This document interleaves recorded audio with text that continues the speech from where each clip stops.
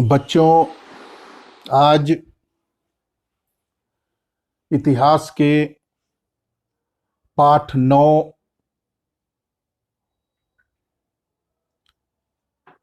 शासन और इतिवृत्त के अंतर्गत मुगल साम्राज्य के विषय में बात की जाएगी।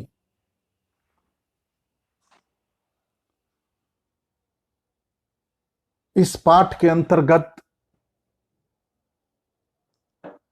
मुगल साम्राज्य की स्थापना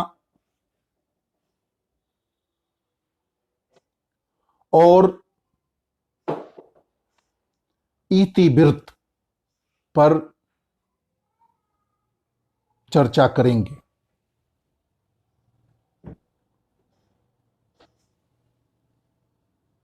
मुगल साम्राज्य के विषय में आप लोगों ने छोटी क्लास में भी पढ़ा होगा। उसमें से बहुत सारी बातें आपको याद भी होंगी, लेकिन आज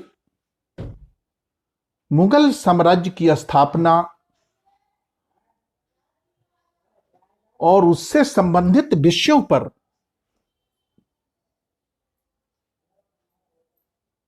विस्तृत चर्चा करेंगे।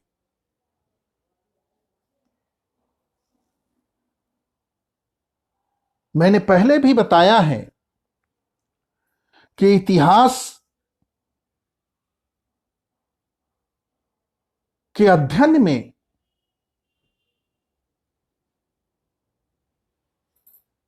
महत्वपूर्ण तथ्य यह होता है कि जिस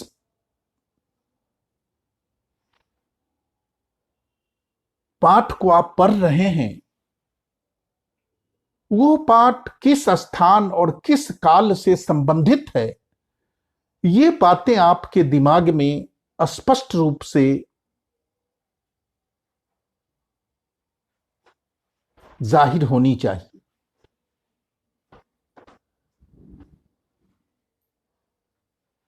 मुगल साम्राज्य के बारे में जब हम पढ़ते हैं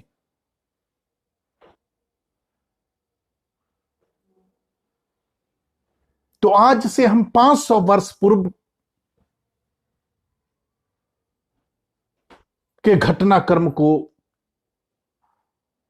जान रहे होते हैं, उसके विषय में पढ़ रहे होते हैं, उन घटनाक्रमों को समझ रहे होते हैं।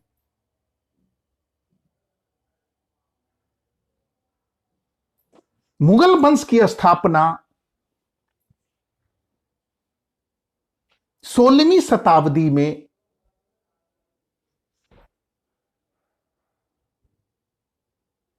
(1526) में की गई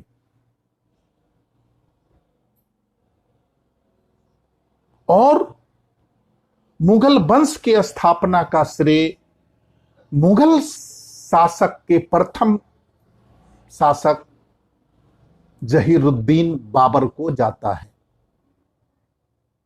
लेकिन इसको समझने से पहले मैं थोड़ा सा सल्तनत काल के बारे में मैं आपको बताना चाहता हूं। सल्तनत काल के विषय में भी आपने छोटी क्लासों में पढ़ा होगा। उसका संक्षेप में मैं थोड़ा आपको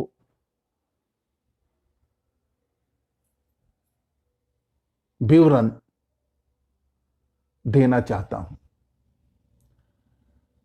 1206 ईस्वी में सल्तनत काल की स्थापना कुतुबुद्दीन ऐबक ने की थी, जो गुलाम वंश का प्रथम शासक था।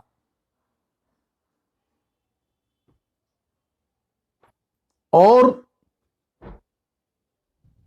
1526 तक सल्तनत काल माना जाता है, सल्तनत काल समझा जाता है।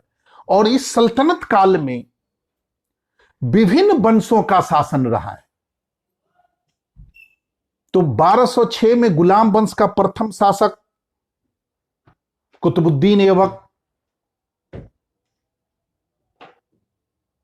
खिलजी वंश, तुगलक वंश, सैयद वंश और अंतिम वंश जो होता है लोदी वंश, सल्तनत काल का अंतिम वंश होता है और उसका अंतिम शासक इब्राहिम लोदी होता है, जिसके साथ 1526 ईस्वी में पानीपत की पहली लड़ाई बाबर से होती है। बाबर जो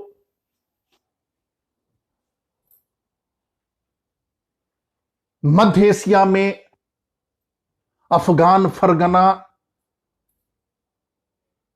और अफगानिस्तान होते भारत की ओर वो बहुत ही उत्सुक निगाहों से भारत पर आक्रमण करने के लिए अग्रसर होता है और भारत की ख्याति से प्रभावित होकर, प्रसिद्धि से प्रभावित होकर वो भारत की ओर प्रस्थान कर देता है और इब्राहिम लोदी से उसका सामना पानीपत की पहली लड़ाई में होता है। अब भारत के जितने छोटे राजे रजवाड़े होते हैं वो समझते हैं कि बाबर भी अन्य मध्य एशिया के आक्रमणकारियों की तरह भारत में आएगा, लूटपाट करेगा और फिर वापस हो जाएगा। लेकिन दुर्भाग्यवश ऐसा नहीं होता है और इब्राहिम लोदी के बढ़ते प्रभाव से यहां के राजे रजवाड़े त्रस्त होते हैं, इसलिए ये लोग तटस्थ होते हैं। इब्राहिम लोदी की सहायता के लिए कोई आगे नहीं बढ़ते हैं और पानीपत की पहली लड़ाई जो 1526 ईस्वी में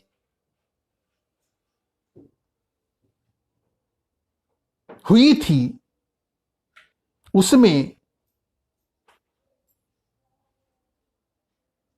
इब्राहिम लोदी बुरी तरह से पराजित हो जाता है।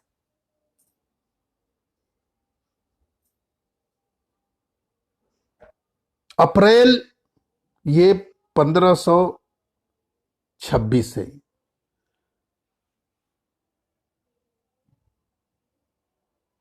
पंद्रह सौ छब्बीस में बाबर और इब्राहिम लोदी के बीच पानीपत का प्रथम युद्ध होता है, जिसमें इब्राहिम लोदी की विशाल सेना बाबर की छोटी सेना के सामने नहीं टिक पाती है और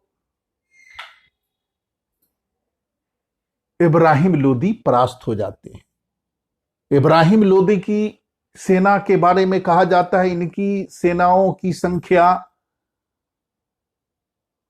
1.25 लाख से 1.5 लाख थी, जो परंपरागत युद्ध के महारथी थे।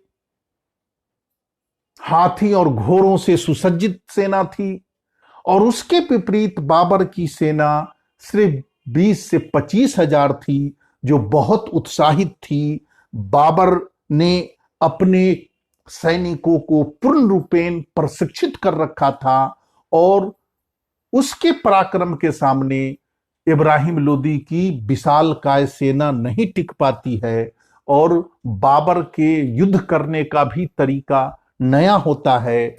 बाबर यहां पर तोप और गोले बारूद का इस्तेमाल करता है और यही कारण होता है कि इब्राहिम लोदी की सेना नहीं टिक पाती है और फिर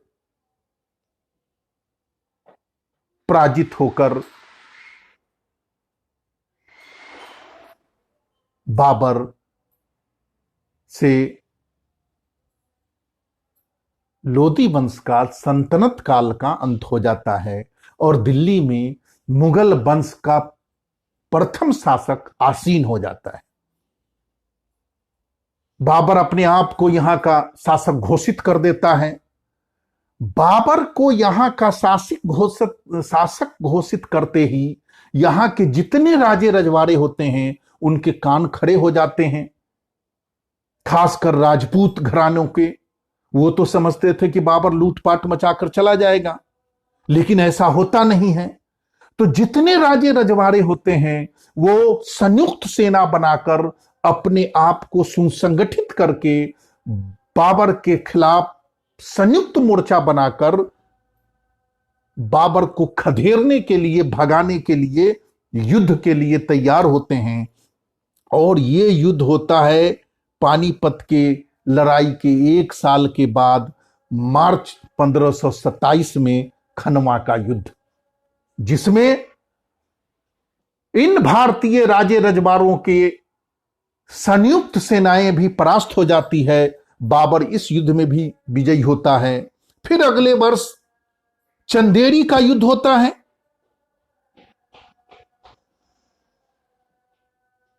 चंदेरी के युद्ध में भी बाबर विजयी हो जाता है। फिर उसके बाद मई 1529 में घाघरा का युद्ध होता है। उसमें भी बाबर विजयी हो जाता है।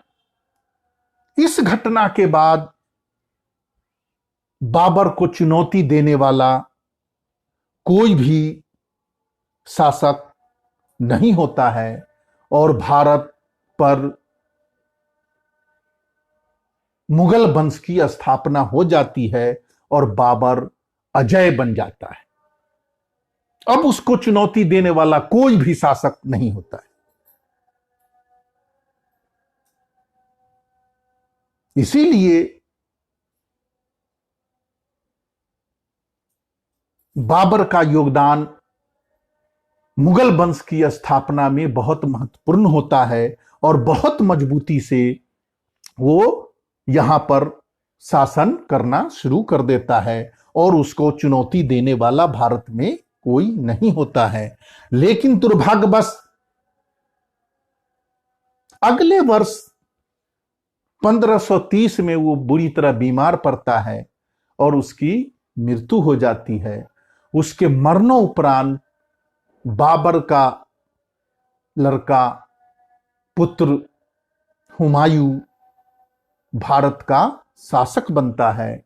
बाबर मरते हुए अपने पुत्र हुमायूं को वसीयत देकर जाता है और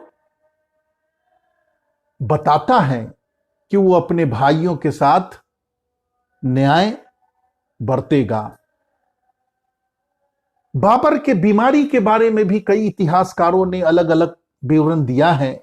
हालांकि इसमें एक मत नहीं है कि बाबर जब बीमार पड़ता है बुरी तरह से तो वो अपने भगवान से, अल्लाह से दुआ करता है कि भगवान तू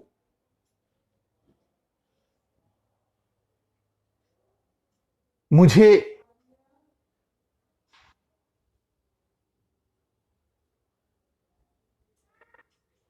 इस काबिल बना कि मेरे बच्चे मेरी दी हुई विरासत को संभाल सके।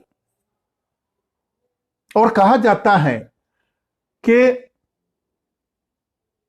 बाबर का पुत्र हुमायूं बुरी तरह से बीमार पड़ता है और उसकी हालत बहुत ज्यादा खराब होती है और उसकी बीमारी को देख के बाबर भगवान से प्रार्थना करता है कि इसको तुम स्वास्थ्य लाभ दे और उसके बदले में मुझे उठा ले। और उसकी ये प्रार्थना कबूल हो जाती है और हुमायूं धीरे धीरे ठीक होने लगता है और बाबर धीरे धीरे बीमार होने लगता है और फिर इस तरह से वो मर जाता है। और हुमायूं बच जाता है। इसके बारे में कई इतिहासकारों ने अलग अलग बातें की हैं, इस पे एक मत नहीं है। कहने का अर्थ यह है कि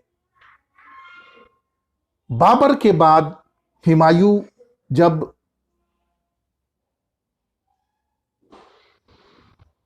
भारत का शासक बनता है तो उस समय भारत में एक नई चुनौतियों का सामना करना पड़ता है। वो अपने भाइयों को नहीं संभाल पाता है, उसके भाई भी विद्रोह करते हैं, और इसी बीच में शेर शाह सूरी नामक एक अफगान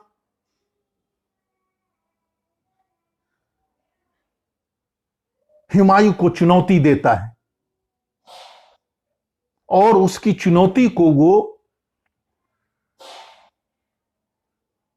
नहीं झेल पाता है, और 1540 होते होते बाबर को भारत छोड़ के भागना पड़ता है। और 1540 में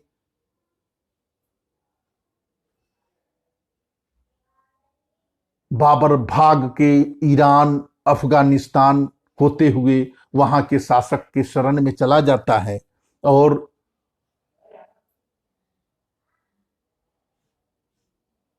शेर शाह सूरी का दिल्ली पे शासन हो जाता है। लेकिन दुर्भाग्यवश 5 ही साल बाद 1545 में उसकी असामयिक मृत्यु हो जाती है। तो अपने गोला बारूद के भंडारण का निरीक्षण करता होता उसी में आग लगता है और शेर शाह सूरी मर जाता है। और उसके मरने के बाद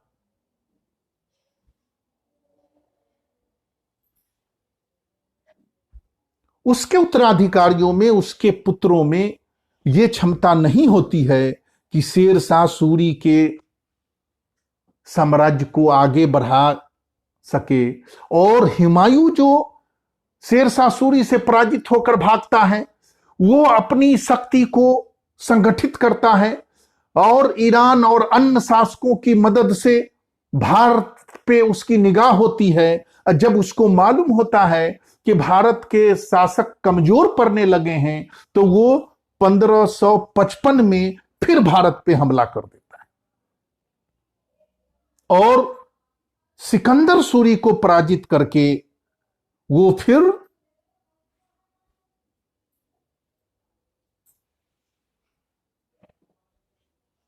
दिल्ली का शासक बन जाता है। और अगले वर्ष ही 1556 में उसका देहांत हो जाता है। जब उसका देहांत होता है तो उसका पुत्र अकबर, वो सिर्फ 13 वर्ष का होता है, उसे शासक बनाया जाता है।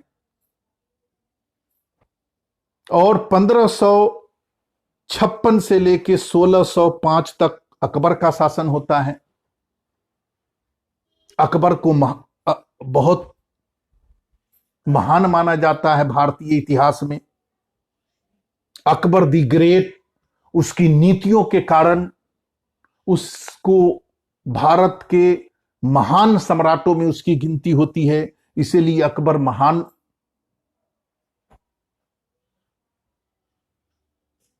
की उपाधि दी गई है। अकबर भारत के सभ्यता संस्कृति को समझता है और यहां के राजे रजवाड़ों से मेल मिलाप करके शासन चलाता है। राजपूतों की इनके शासनकाल में भागीदारी होती है, वैवाहिक संबंध विकसित होता है, और इस तरह से अकबर के साम्राज्य को बहुत ही अच्छा शासन माना जाता है। अकबर के बाद उसका पुत्र जहांगीर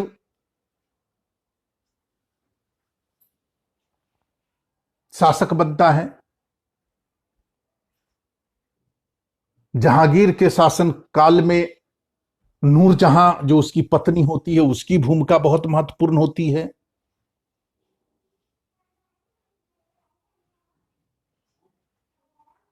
और फिर 1605 से लेकर 1627 तक जहांगीर का शासन होता है। फिर शाहजहां 1627 से लेकर 1658 तक भारत का शासक बनता है और यह एक नया नगर बसाता है शाहजहानाबाद, जो दिल्ली का लाल किला, जामा मस्जिद, चांदनी चौक इसी के शासनकाल में बनता है। और इससे पहले अकबर के टाइम में राजधानी होती है फतेहपुर सिकरी।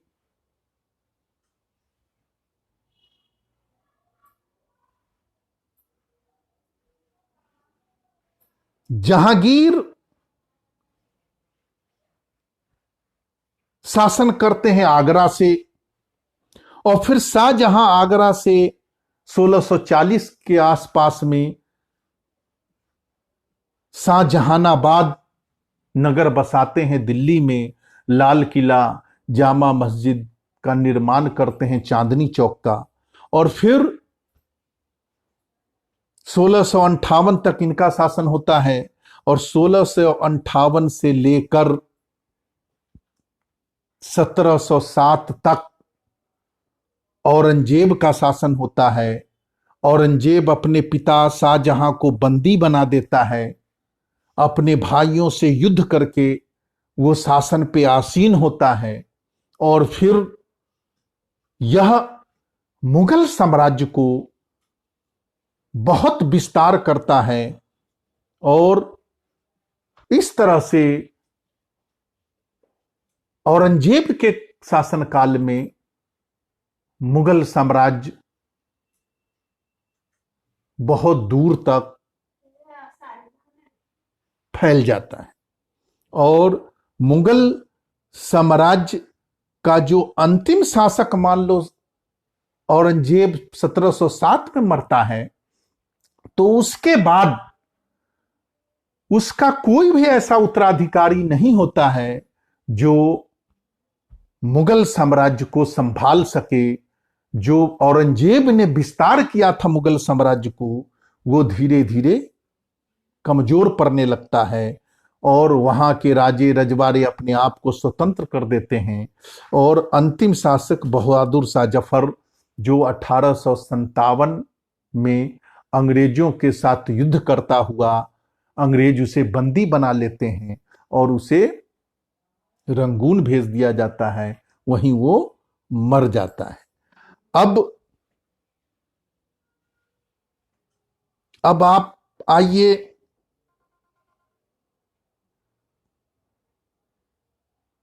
शासकों के बारे में। मैंने बताया, आपने ये जाना, ये औरंगजेब के बाद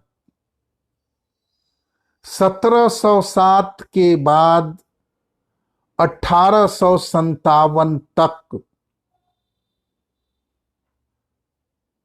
बहादुर शाह, औरंगजेब के बाद जहांदर शाह, फखरुख शेर, मोहम्मद शाह, अहमद शाह, आलमगीर दूतिये, शाह आलम दूतिये, अकबर दूतिये, ये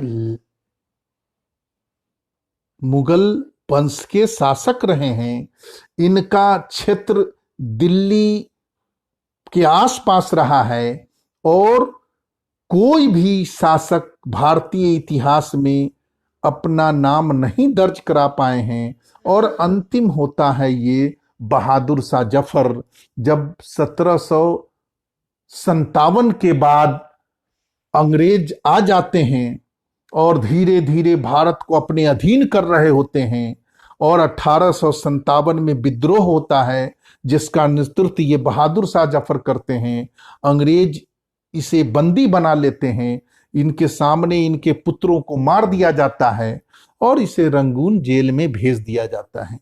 तो ये जो शासक हैं लगभग 150 वर्षों तक 1707 से लेकर 1857 तक दिल्ली और लाल किले पे मुगल वंश का अधिपत्य रहता है, लेकिन भारत के अन्य क्षेत्रों पर इसकी कोई पकड़ नहीं रहती है। औरंगजेब के बाद कोई भी शासक 150 वर्षों तक उसके साम्राज्य को नहीं संभाल पाता है, और इस तरह से मुगल शासन का अंत शासक बहादुर शाह जफर होता है।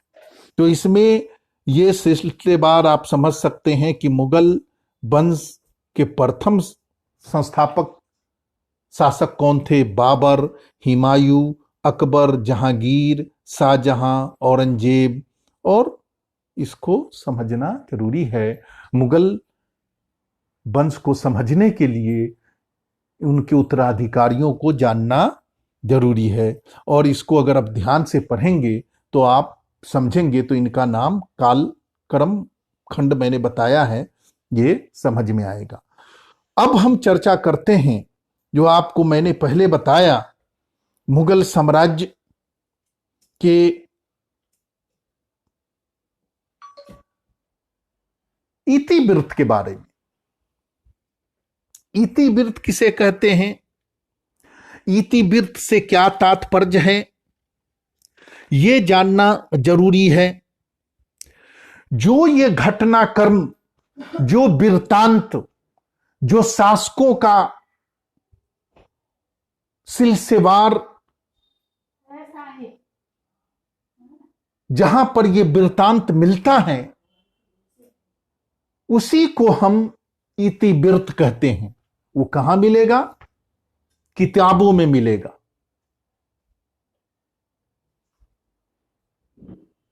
तो इसके लिए मुगल शासकों ने इतिवृत्त अपने समय के जितने घटनाक्रम हैं उसका उन्होंने काल अनुक्रम के अनुसार से पूरे घटना का विवरण उन्होंने तैयार करवाया। अपने राज्य में, राजमहल में, अपने दरबार में उन घटनाक्रमों को लिखवाने का काम किया। इसी घटनाक्रम को ही हम इतिवृत्त कहते हैं। राजाओं के समय में घटने वाली घटनाओं का जो उल्लेख है, जो विवरण है, उसे ही हम इतिवृत्त कहते हैं। और ये मुगल काल में मुगल शासकों द्वारा रचित या उसके द्वारा रचना की गई किताबों में, जीवनियों में मिलता है। जैसे बाबर ने अपनी किताब, अपनी बायोग्राफी बाबरनामा लिखा, जो तुर्की भाषा में था। और उसके बाद अबुल फजल ने अकबरनामा लिखा, शाहजहां नामा लिखा गया, आलमगीर नामा लिखा गया। ये सारे ऐतिहासिक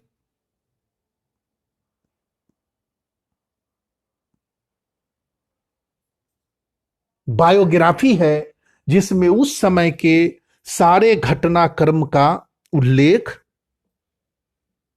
किया गया है। मुगल काल में राजा ये वृत्तांत इसलिए लिखवाते थे ताकि आने वाली पीढ़ी उसके बारे में जाने,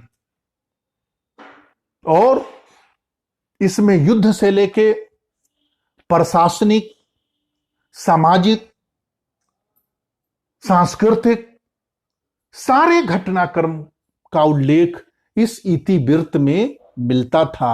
और उस समय मुगल साम्राज्य की जो राजकीय भाषा थी वो फारसी होती थी।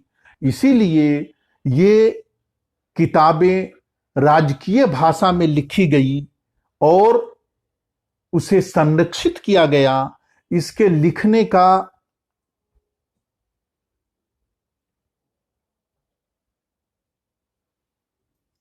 राजकीय तौर पे व्यवस्था किया जाता था और इस किताब ग्रंथ को या बायोग्राफी को हाथों से लिखा जाता था, जिसे पांडुलिपि कहते हैं। पांडुलिपि भी समझिए, हाथ से लिखित जो होता था उसे पांडुलिपि कहा जाता था, मनुस्क्रिप्ट। तो उस समय आज की तरह कोई मशीन नहीं होती, प्रिंटिंग मशीन नहीं थी, तो उसे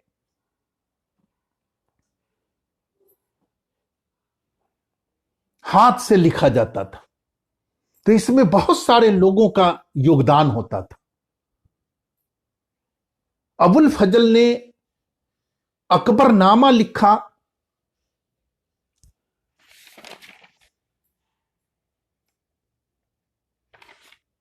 और बाबर ने बाबरनामा लिखा और अन्य लेखकों ने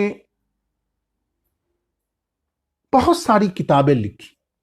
तो इसके लिखने के लिए शाही व्यवस्था की गई थी, जिसे शाही किताब खाना कहा जाता था, लिपि घर। वहां पर सुलेखक होते थे जो हाथ से लिखते थे। उनकी लिखावट बड़ी सुंदर होती थी। फिर कागज के पन्ने तैयार करने वाले होते थे। फिर कोफगर होते थे जो पन्नों को चमकाने का काम करते थे। फिर चित्रकार होते थे जो उसको सुसज्जित करते थे, उस घटनाक्रम के अनुसार चित्र बनाते थे। पांडुलिपि के बारे में ये देखिए, ये हाथ से लिखी हुई ये सुलेखक होते थे जो सुंदर लिखते थे। ये जिल्द को चमकाने का काम कुफगर करता था, पन्ने तैयार करते थे। चित्रकार होते थे जो उसको सुसज्जित करते थे। और जब सारे किताबें तैयार हो जाती थी तो जिल्दसाज होता था जो उसको संकलित करता था, बांधता था। तो शाही किताब खाना में बहुत सारे लोग काम करते थे। पन्ना तैयार करने वाले कागजों से अलग होते थे, कागज को चमकाने वाले कुफगर अलग होते थे, सुलेखक जो बहुत अच्छे ढंग से लिखा जाता था, वो सुंदर लिखावट होती थी, वो बड़े कलाकार होते थे, उसमें बड़ी नक्काशी होती थी। और राजा समय समय पर इसको विभिन्न उपहारों से, पदवियों से नवाजते थे। इनको प्रोत्साहन दिया जाता था, सरकार के तरफ, राजा की तरफ से इनको वेतन मिलता था। तो इन सबका बहुत बड़ा रोल होता था। ये पांडुलिपि कह सकते हैं जो हाथ से लिखी हुई, ये देखिए कितनी सुंदर ढंग से लिखी हुई है। और इन मनुस्क्रिप्ट जो मुगल काल का है, तो इसे समझना जरूरी है कि कोफगर कौन होता, कोफ्तगर कौन होता था, सुलेखक कौन होता था, और जिल्दसाज कौन होता था।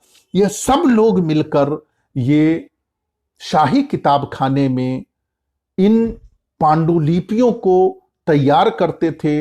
ये उस समय की बहुत बड़ी संपदा होती थी, संसाधन होता था। इसको सुरक्षित रखने का, इसको अच्छी तरह से इसका देखभाल करने का काम पूरी तरह से राजकीय जिम्मेदारी होती थी, और शाही किताब खाना के लोग इसको सुसज्जित रखते थे।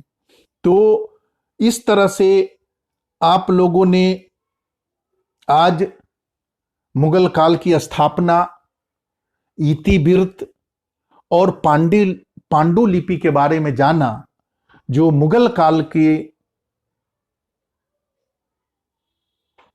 महत्वपूर्ण संसाधनों में एक है। और उस समय का ये जो संसाधन है, संपदा है, आज भी विभिन्न पुस्तकालयों में उपलब्ध है और उससे उस समय की बहुत सारी घटनाओं का विवरण मिलता है। तो ये आपके पार्ट 9 से संबंधित है। इसके बारे में आप समझिए, अपनी किताब में भी देख सकते हैं। पेज नंबर 225, मुगल शासक और उनका साम्राज्य, जो मैंने बताया है कि कैसे स्थापना हुई, बाबर के बाद हुमायूं, ये पूरा विवरण आपको मिलेगा। फिर इतिवृत्त के बारे में दे रखा है, ये समझिए नेक्स्ट पेज पे है, 226 पे। फिर इसके बाद पांडुलिपि के बारे में मैंने बताया, इसकी रचना कैसे की जाती थी, हाथ से कैसे लिखा जाता था, ये आपके किताब में बताया गया है। और एक महत्वपूर्ण जो है, ये अकबर की